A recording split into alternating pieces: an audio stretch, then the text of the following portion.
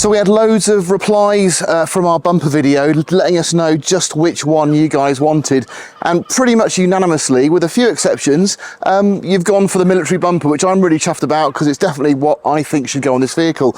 But there was one particular comment that was mentioned, so I'm very grateful for the guy who actually posted this, and he suggested that we actually use some rust preventative on the inside of the bumper that we fit, because over time, obviously, they're getting a lot of water, they get a lot of abuse, and they rot from the inside out. So what a great idea. So we've used some of this DINITROL to actually spray the inside of our military bumper before we fit it. I'm now going to put some on the chassis where we put the rust converter, and then we're going to slide everything on. Now I've got a couple of options here. We are going to use the kit that sort of eliminates that horrible clip plate that goes on the bottom of the bumper, and we're going to use one of these captive plates, and I'm going to show you the difference. So I did actually clean up the original bolts, and you'll see they've come up. I used the DINITROL, they've come up really nice. I say really nice, average, but they're still perfectly usable. You'll see what I mean when I show you on the vehicle, but when we drop these through the bumper, they're going to sit, they're going to move around and struggle to find the hole. But with that point in there, there's going to be a much easier connection. So that is why I like these bolts. But also we've got the stainless ones, and I think obviously I'd rather use the stainless kit, but I did want to just demonstrate that, you know, if you have got some rather rusty looking bolts, they might not be at the end of their life. You could try using some of that rust converter and get some more use out of them. I'm hoping these are going to go in a treat. They should do. I mean, that's gone in nicely. But if I wanted to use this one, again, it does go in. Oh, does it actually? Yeah, it does take. It's a tighter thread because obviously there's a lot of crap on there. So as I said, we're going to put some of this DINITROL. Now this is underbody protection 4941. Going to put it on these legs here. I haven't masked it up, so I'm going to have to be a bit more careful this time. Oh yeah. Oh, I'm going to have to wipe that off.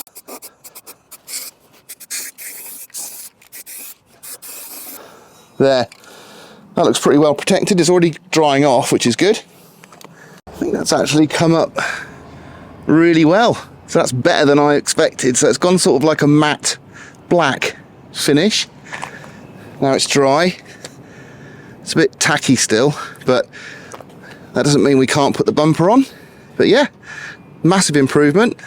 I think I kind of said before in a couple of videos, but these plates, they are quite difficult to position. So if you slide these in from the front, and that is the position you want them in, but you can get your finger in here and just support it, and that's why we took the bungs out. So one in there, one in this side. Quite simply, we'll just offer it up, making sure you've got it the right way around. It's all very sloppy. So our first bolt, I'll drop it in there. I'm going to drop another one in the other side just to make sure it doesn't slide off. And so all I've got to do is just twist it flat, put my finger to support it. There we go. So one's gone in a treat, that was the easy one. There we go.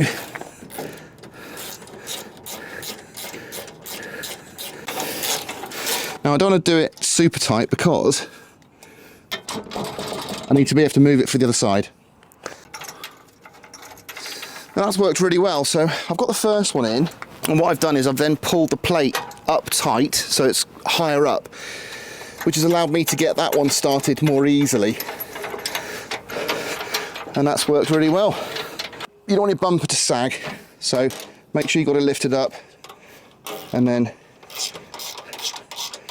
feel like going tight. Okay, and the other side. And then just tighten them up. Lovely. So just to finish these off, obviously you get the nice caps there, and that does the trick. I've just sprayed some more DINITROL in there because obviously that's going to collect some water, but I really like the fact that this has got the additional holes here. So if we wanted to put, you know, a towing eye ring on there of any type, we've got the additional bolts ready to take it. So obviously if we're going off-road or anything like that, or we're going into mud, this area is going to collect a lot of moisture. So I'm going to go in with a bit more of this under seal. There we go. We've got the centre pin as well, obviously, but don't forget over here, these two holes, we've definitely got the opportunity to mount some sort of off-road driving lights. Anything down here, we'll probably play around with a few ideas on that as well, but really pleased. So thanks guys for coming up with a solution for me. I'm very, very made up. I'm really pleased with how it looks, and I think that's going to last a long time, especially with that additional under seal on there.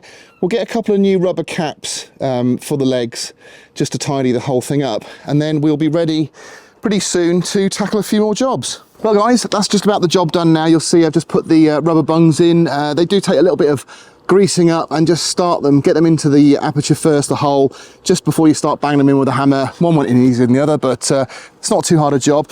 You can see we've got the offset number plate, so we're going to be looking at possibly using a hose clip to clamp the number plate with a couple of magnets either side onto the center pin, and we'll be showing you how we do that as well, just in case it's something you guys want to do yourselves. But for now, I just thought I'd give you a quick update on what we're doing over the next week. So we've just finished our tour of Exmoor Trim and also Alisport. Some really interesting stuff there. We've got some never seen before exclusives, so a few things that are in production and pre-production concepts that you'll be interested in seeing. So just look out for those videos. There'll be one each week over the next couple of weeks. And we're also going to be looking at fitting heated mirrors onto this vehicle next week, as well as wiring up the heated windscreen. So plenty to look at. So thanks again for watching. Hopefully you enjoyed the episode today, and I'll catch you on the next one.